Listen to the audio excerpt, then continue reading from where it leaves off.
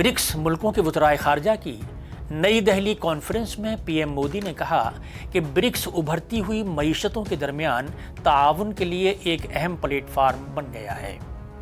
عالمی طور پر جنوب کی امنگوں کے لیے آواز کے طور پر کام کر رہا ہے اور ہندوستان کی قیادت میں برکس تمام ملکوں کو یکساں مواقع حاصل ہوں اور عالمی اداروں میں متوازن نمائندگی کو یقینی بنانے کی کوشش کرے گا۔ واضح رہے کہ 2006 میں قائم ہونے والی برکس تنظیم ممالک برازیل، روس، ہندوستان، چین اور ساؤتھ افریقہ ہیں۔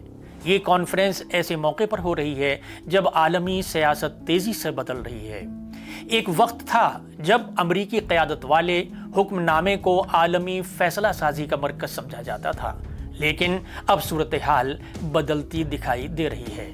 برکس جیسے فورم مسلسل مضبوط ہو رہے ہیں اور ہندوستان بھی ان میں اہم کردار ادا کر رہا ہے۔ یہی وجہ ہے کہ امریکی صدر ڈونالڈ ٹرمپ نے برکس کو مسلسل نشانہ بنایا ہے۔ انہوں نے بارہا کہا کہ اگر برکس ممالک ڈالر کو چیلنج کرتے ہیں تو انہیں 100% ٹیرف کا سامنا کرنا پڑے گا۔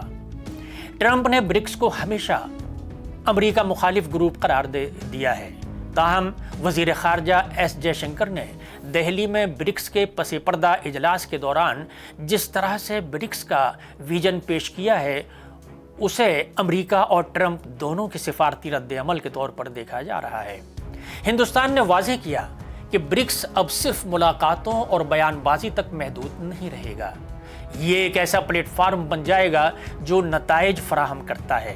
ان کا یہ بیان بھی ظاہر کرتا ہے کہ ہندوستان محض آرائی کی سیاست نہیں کر رہا ہے، بلکہ ایک نئے عالمی نظام کا مطالبہ کرتا ہے جس میں ابھرتی ہوئی معیشتوں اور گلوبل ساؤتھ کی آوازوں کو یکساں اہمیت دی جانی چاہیے۔ یہی وجہ ہے کہ برکس کو اب صرف ایک احتجاجی اتحاد کے طور پر نہیں بلکہ ایک نئی طاقت کے مرکز کے طور پر دیکھا جا رہا ہے۔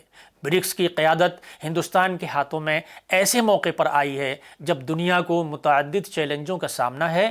ایک طرف امریکہ ایران جنگ ہے، اس کی وجہ سے آج دنیا کو اقتصادی مسائل اور توانائی بحران کا بڑے پیمانے پر سامنا ہے، اور اس کانفرنس کے بیچ ہندوستان اپنی خارجہ پالیسی کو بھی واضح کر سکتا ہے، کیونکہ اس کانفرنس میں ایران، مصر اور UAE سمیت کئی ملکوں کے وفود آئے ہوئے ہیں اور ان سے ہندوستان براہ راست مخاطب ہو سکتا ہے اور دنیا تک اپنی آواز کو پہنچا سکتا ہے۔